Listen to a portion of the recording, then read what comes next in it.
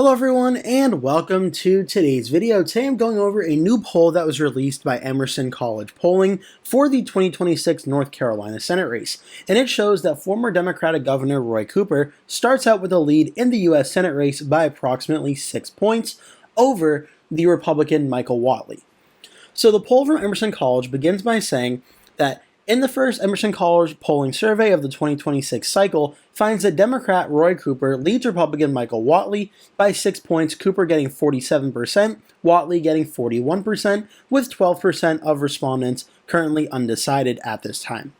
This was among North Carolina voters between July 20th and 30th, or 28th and 30th, from 2025, with a sample size of about 1,000 people and a margin of error of plus or minus 3%. Now, the poll that Emerson put out does give a statement about this, saying that Cooper starts out with significantly higher name recognition, with 51% having a favorable view of the former governor compared to 33% a negative view for him. In these political times, obviously hyper-partisan times, and as the governor of typically more of a lean Republican state, but as a Democrat, those are very good numbers for Roy Cooper. 13% say they are unsure, and 3% are not familiar with the governor. Whatley, however, has a tougher time here, where he hits a 17% favorability rating to 16% unfavorable rating, while 30% are unsure and 36% are not familiar with Whatley. This is going to be one of the challenges for the Senate race for Michael Whatley over the next year or so, is that Whatley not only needs to defeat the Democratic candidate in Roy Cooper, but he also has to have the people of North Carolina get to know him as well. And the Emerson pollster says that with over a year to go until the North Carolina U.S. Senate race, Whatley's low name recognition presents both a challenge and an opportunity. While only 17% view him favorably, nearly two-thirds of voters either don't know him or are unsure. That leaves room for his campaign to define him before his opponent does, says Spencer Kimball, the executive director of the Emerson College Polling. In contrast, Cooper enters the race with significantly higher name recognition and a more favorable public image. The former Governor Cooper starts the race with a 19-point lead among independent voters who support Cooper over Whatley 47% to 28%. Cooper has a 25-point advantage on Whatley among voters under 50, 54 to 29%, whereas Whatley leads with voters over 50 by 11 points. Now, this is where things get interesting as well. Retiring Senator Thom Tillis currently has a favorability rating of 30% and 43% saying their unfavorable rating. Senator Tillis's retirement aligns with his weak favorability. Just 41% of Republicans view him favorably, while 35% view him unfavorably. He is also underwater with independents, where 43% view him unfavorably and only 27% favorably. Now, the poll does go into some other interesting parts as well, including talking about North Carolina football coach Bill Belichick and President Trump's approval rating and Vice President Vance's approval rating as well, but I may do more of that in a future video. So for today's video, I'm going to just stop there on that regard. So in a prior video, I went over the first poll that was released for the North Carolina Senate race, and that was from Victory Insights, where it showed that on the first part of the vote, before leaners were included, Roy Cooper started with about a 3-point lead over Michael Whatley. And I said in the video that a 3-point lead for Cooper is good, but you would hope as the former governor of the state, he would have a little bit more support than 43% against a relatively unknown challenger. Now, come this poll, where Cooper starts out with 47% and Whatley has 41%, this is something that, if you're a fan of Roy Cooper, it's something you're more happy to see out of this Senate race. Now, a few things are going on here. For one, these numbers are good for Roy Cooper. He starts out with a 6-point lead, and he starts out with a pretty strong floor of roughly 47%. The also good news is that 12% of respondents are still undecided, which means for Roy Cooper to realistically win this race, he would only need to win about 3% of that 12% that are undecided. Now, the problem here is when you look at the recent election history in North Carolina on the Senate level, Ted Budd, the Republican, got 50.5% in 2022. The Democrat Sherry Beasley got 47.27%. So I think we could say at the bare minimum, Roy Cooper in this race was going to get over 47%. But it just confirms the fact that 47% is really the absolute floor for Roy Cooper in this race. No matter what happens, he's not going to really dip below that number come Election Day. 2020, where it was Thom Tillis versus Cal Cunningham, Tillis only got 48.7%. Cunningham only got 46 0.94. Now, we also saw in 2016 the Republican win by about 5.7%. 2014 for Tillis versus Kay Hagan, it was 48.8 for Tillis, 47.26 for Hagan. So those are the recent election results on the Senate level. And the Democrat almost always gets around 47%, if not a little more. So this is good news for Cooper that he is starting out essentially at the ceiling for the Democrats in the past Senate races. That's Cooper's floor to start the race. So if you're a Democrat and you want Cooper to win, that is certainly very good news. Now, Whatley starting at 41% is really not too much of a surprise. If you were to ask a lot of North Carolinians about Michael Whatley and what they know about him, the only thing they'd probably be able to say is that he has the endorsement of President Trump. Right now, that's the only thing that a lot of people in North Carolina probably know about Whatley. And as the poll suggested, he has a long ways to go for people to get to know him in the state and how they view him. That could be both good and bad. Now, obviously, if any scandals break, that could be very bad. But if Whatley does not have any scandals, that would be very good for him and shows there is a clear path in this race for Whatley still to win. Again, he's going to have a tougher time, according to this poll, where he has 41%, Cooper has 47%, 12% are undecided. However, as I mentioned, with Ted Budd getting above 50% in 2022, and Tom Tillis in his races getting around 48.8% or 48.7%, the Republicans are probably going to get at least 48% in this race. The question is going to be, if Cooper starts out at 47, the Republicans at a minimum are probably going to get around 48 to 49%. Can Roy Cooper or Michael Whatley break that extra percentage of that 3 or 4% that remain out there? Who gets more of those undecided voters that ends up giving them the win? That's where things are going to be decided on in the Senate race, in my opinion. I think it's going to be very close and very fascinating to watch. But today, if you're in both of these campaigns' offices or headquarters and you're saying, well, who is this poll better for? In my opinion, this poll is certainly better for Roy Cooper. It confirms what many have been saying about him entering this race, which is that Roy Cooper is not just any other Democrat in North Carolina running for Senate. He is a very strong candidate. He's a very unique candidate. And I think Roy Cooper certainly is happier to see this poll than Michael Whatley. The good news for the Whatley side is that, as I mentioned, there's a lot of undecided vote, and a lot of Republicans, Independents, and Democrats in North Carolina don't know who Michael Whatley is. So he certainly has a path to winning this race. But this poll, I would say, is certainly more of a win for Cooper than for Whatley, as Cooper starts out at 47%, which, as I mentioned, has essentially been the Democrats' ceiling in recent Senate elections. Cooper is starting out at that quote-unquote ceiling as his floor of support. So that is very good news for Cooper. I think the way, as I mentioned, I kind of alluded to this already, we're going to see this race play out where Cooper and Whatley probably both get around 48, 49%, and that would leave about 2 to 3% left that are going to be either undecided or third party, and who gets a majority of those voters, I think is really going to decide how this race ends up going. Based on today, if this poll is any indicator, I think we'd probably see Roy Cooper win by a little bit under, maybe slightly over 1% of the vote. I do still think it's going to be very close. My most recent Senate prediction, I did have Roy Cooper narrowly winning the Senate race by under 1 point, and I think this poll really just confirms that. Because the 6-point Democratic lead right now is very good for Roy Cooper, and it certainly is. But as I mentioned, as more Republicans and Independents get to know Michael Whatley, his numbers are going to go up. If Whatley's only getting 41% on Election Day, something went catastrophically wrong, like Mark Robinson levels of wrong in North Carolina, we know Whatley's going to get a lot more support with the backing of President Trump and the National Republicans. He'll probably get up to 48% without too much of a problem. The question is going to be who gets enough of the undecideds that are remaining, where it's going to be Cooper versus Whatley. And right now, I think this looks like pretty good news for Roy Cooper. But again, I'm not saying this race is over. Obviously, we're in just the beginning of August of 2025.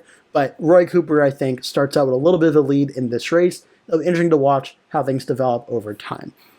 But this poll is a much better poll for Roy Cooper than the other poll from Victory Insights, which only showed Cooper with a 3-point lead. And after leaners are included, it goes 44-44 with 12% undecided. If that poll and the Emerson poll showed the same result, I would say it's more likely than not Michael Whatley is going to win this race without really even too much of a problem.